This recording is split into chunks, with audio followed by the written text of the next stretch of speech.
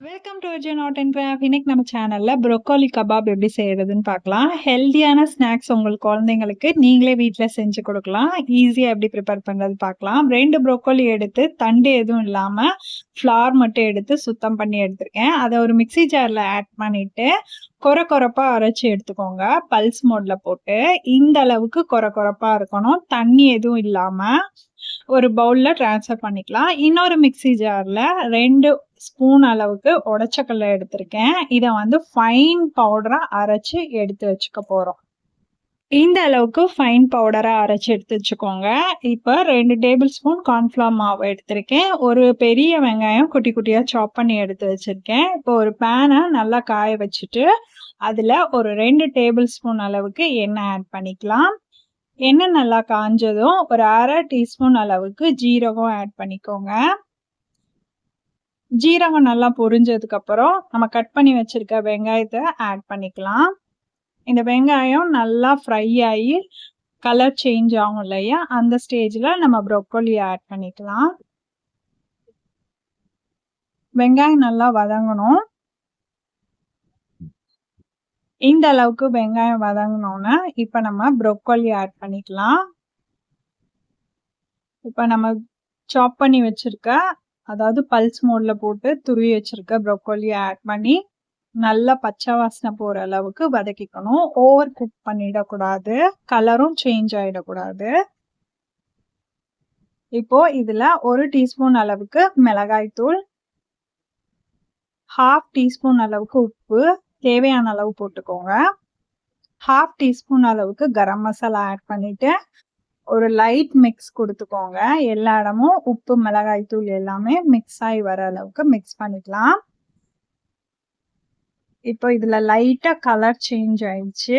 இந்த ஸ்டேஜ்ல நம்ம என்ன பண்ணணும், அரைச்சு வச்சிருக்க பொட்டுக்கடலை, கார்ன்ஃப்ளவர் மாவு 2யுமே ஆட் பண்ணிக்கணும். நான் கார்ன்ஃப்ளவர் மாவு போட்டுக்கிறேன். அதுக்கப்புறம் அரைச்சு வச்சிருக்க பொட்டுக்கடலை மாவையும் ஆட் பண்ணிக்கிறேன். ஆட் பண்ணிட்டு இப்போ ஒரு கியூப் பட்டர் வந்து ஆட் பண்ணிக்கிறேன். இந்த பட்டர் வந்து இந்த சூட்ல நல்லா மெல்ட் ஆகணும். ரொம்பலாம் வந்து கிண்டணும் அவசியம் இல்லை. பட்டர் மெல்ட் ஆனோன்னா நீங்க ஸ்டவ் ஆஃப் பண்ணிடுங்க. ஒரு மிக்சிங் பவுல்ல நம்ம எடுத்து வச்சிருக்கிறத ஆட் பண்ணிட்டு நல்லா இந்த ஸ்பேச்சுலா வச்சு மசிச்சு விடுங்க. உப்பு கரெக்டா இருக்கான்னு செக் பண்ணிக்கோங்க. நல்ல சூடா இருக்கு. இதுலயே மசிச்சு நம்ம போட்டிருக்க மாவு எல்லாம் சேர்ந்து பிசைஞ்சு வரும்போது கரெக்டான கபாபோட கன்சிஸ்டன்சி வந்து கிடைச்சிரும். அப்படி உங்களுக்கு லூஸா இருக்க மாதிரி அப்படி தோணுச்சுன்னா நீங்க இன்னும் கொஞ்சம் பொட்டுக்கடலை பவுடர் ஆக்கி ஆட் பண்ணிக்கலாம். இப்ப நல்லா பிசைஞ்சதுக்கு அப்புறம் கை பொறுக்கிற சூட்ல நம்ம வந்து குட்டி குட்டி உருண்டையா பிடிச்சு கபாப் வந்து பண்ணிக்கலாம். இந்த மாதிரி ஷேப்ல நீங்க உங்களுக்கு எந்த ஷேப்ல வேணுமோ அந்த ஷேப்ல வந்து போட்டுக்கலாம். இந்த மாதிரி நம்ம ரெடி பண்ணி எடுத்து வச்சுக்கலாம். கையில எண்ணெய் தடவிக்கோங்க, ஆனா ஒட்டலை, அதனால நான் எண்ணெய் தடவாம பண்றேன்.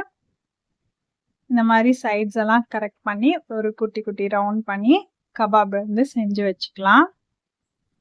எல்லாமே செஞ்சு முடிச்சுட்டேன். இப்போ வந்து தவால நம்ம வந்து எண்ணெய் ஆட் பண்ணிட்டு நம்ம செஞ்சு வச்சிருக்க கபாப் எடுத்து ஷாலோ ஃப்ரை பண்ணிக்கலாம்.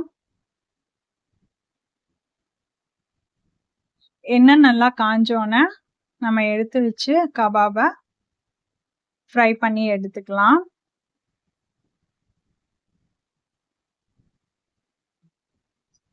ரொம்ப பண்ணணும்னு தேவையில்லை. ப்ரௌனிஷ் கலர் ஆனோன்னே திருப்பி போட்டு எடுத்தா போதும். ஆல்ரெடி குக் பண்ணதுனால ஓவர் குக் பண்ண வேணாம். இப்போ இந்த அளவுக்கு நம்ம திருப்பி போட்டாச்சு.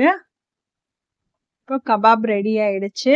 ஹெல்தியான ஈவினிங் ஸ்நாக்ஸ் நீங்களும் உங்க குழந்தைகளுக்கு இந்த மாதிரி செஞ்சு கொடுங்க. ரொம்ப டேஸ்டான கபாப் வந்து வீட்டில் செஞ்சு கொடுங்க. ரொம்ப ஹெல்தியான ஈவினிங் ஸ்நாக்ஸ். இந்த மாதிரி ஒரு தடவை ட்ரை பண்ணிட்டு எப்படி வந்துச்சுன்னு கமெண்ட்ல சொல்லுங்க. நம்ம சேனல் பிடிச்சிருந்தா லைக் பண்ணுங்க, ஷேர் பண்ணுங்க, சப்ஸ்கிரைப் பண்ணி வச்சுக்கோங்க. தேங்க்யூ.